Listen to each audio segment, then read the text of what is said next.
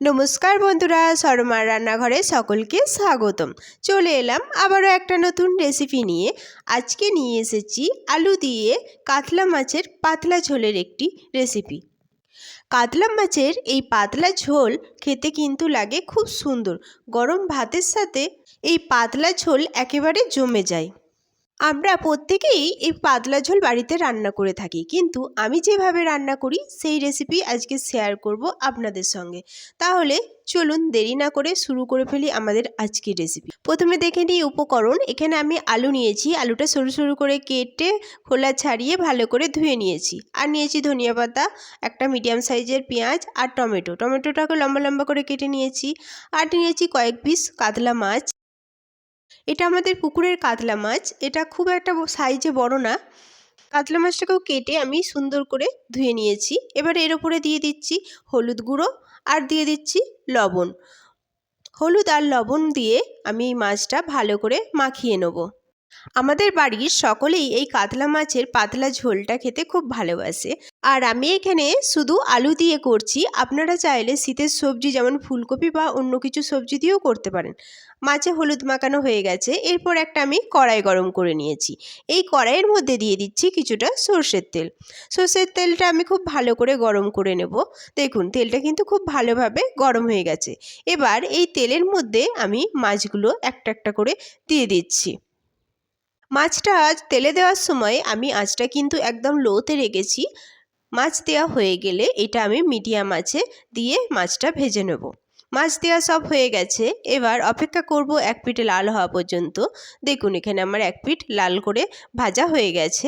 এবার উল্টে দিচ্ছি মাছগুলোকে, দিয়ে অপর পিঠটাও আমি লাল লাল করে ভেজে নেব। মাছের এই পাতলা ঝোল গ্রীষ্মকাল হোক বা শীতকাল, আপনি যখনই করবেন তখনই এটা খেতে কিন্তু লাগে খুব সুন্দর। দেখুন কথায় কথায় আমাদের মাছ কিন্তু দুপিটি লাল লাল করে ভাজা হয়ে গেছে। এবার আমি তেল থেকে এই মাছগুলো তুলে নিচ্ছি। সবগুলো মাছ আমার এখানে তোলা হয়ে গেছে। এবার এই তেলের মধ্যেই আমার বাকি যে মাছগুলো আছে সেগুলোও দিয়ে আমি ভেজে নিচ্ছি লাল লাল করে। দেখুন এখানে আমার এই মাছগুলোও ভাজা হয়ে গেছে। এবার এগুলোও আমি তেল ঝরিয়ে তুলে নিচ্ছি। সবগুলো মাছ তোলা হয়ে গেছে। এবার এই তেলের মধ্যেই আমি দিয়ে দিচ্ছি আলুগুলো।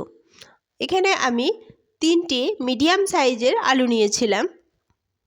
আপনারা চাইলে আলুর মাপটা কমিয়ে বাড়িয়ে নিতে পারেন। এরপর এর মধ্যে দিয়ে দিচ্ছি সামান্য লবণ আর সামান্য হলুদ গুঁড়ো। লবণ আর হলুদ গুঁড়ো দিয়ে আমি এই আলুটা খুব ভালো করে নেড়ে চেড়ে মিশিয়ে নিচ্ছি। মিশিয়ে নিয়ে এটা আমি ভেজে নেব 2 থেকে 3 মিনিট লাল লাল করে আলুটা আমি ভেজে নেব। দেখুন এখানে আমার আলু লাল লাল করে ভাজা হয়ে গেছে। এবার আমি তেল ঝরিয়ে এই আলুগুলো সব একটা প্লেটের মধ্যে তুলে নিচ্ছি। সবগুলো আলুই আমার তোলা হয়ে গেছে। এবার এই তেলের মধ্যেই আমি ফোড়ন দিচ্ছি একটা তেজপাতা, এক টুকরো দারচিনি, 2টো এলাচ আর 2টো লবঙ্গ, আর দিচ্ছি একটা শুকনো লঙ্কা, আর দিচ্ছি হাফ চামচ গোটা জিরে। এবার এই ফোড়নটা আমি খুব ভালো করে ভেজে নেব। 1 মিনিট ফোড়নটা আমি লো আঁচে ভেজে নেব, যতক্ষণ না ফোড়ন থেকে একটা সুন্দর গন্ধ বেরোচ্ছে।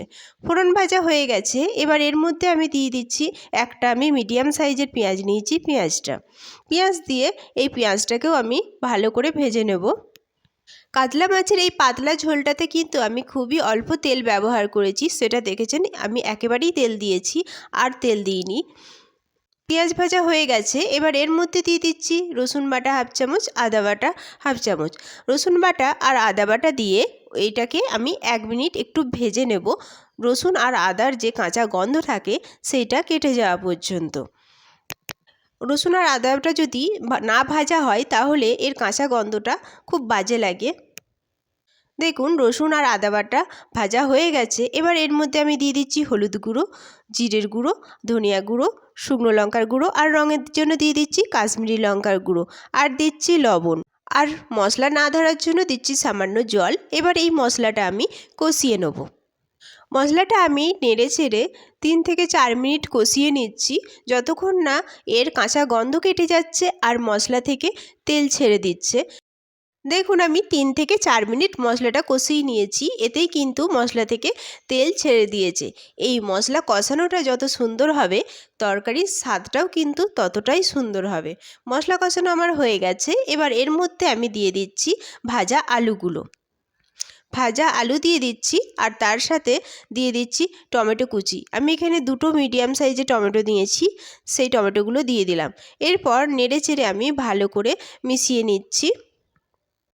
ভালো করে মেশানো হয়ে গেলে এই টমেটো আর আলু আমি 2 থেকে 3 মিনিট ভালো করে কষিয়ে নেব। এই মশলা কষাতে কষাতেই সকলকে আবারও বলে দিই, যারা আমার চ্যানেলে নতুন প্লিজ প্লিজ প্লিজ আমার চ্যানেলটি একটু সাবস্ক্রাইব করে আমার পাশে থাকবেন, আর যারা করে ফেলেছেন তাদের অসংখ্য অসংখ্য ধন্যবাদ। কথায় কথায় দেখুন আমার মশলা কষানো হয়ে গেছে, মশলা থেকে সুন্দরভাবে তেল ছেড়ে দিয়েছে। এবার এর মধ্যে আমি দিয়ে দিচ্ছি 1 গ্লাস পরিমাণ জল। এখানে আমি 1 গ্লাস জল দিয়েছি, আপনারা যেরম ঝোল খেতে চাইবেন সেই অনুযায়ী জল দেবেন।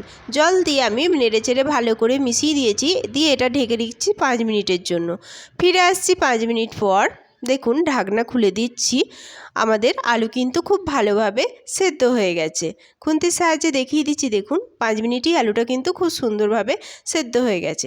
এবার এর ওপর দিয়ে আমি দিয়ে দিচ্ছি ভেজে রাখা মাছগুলো।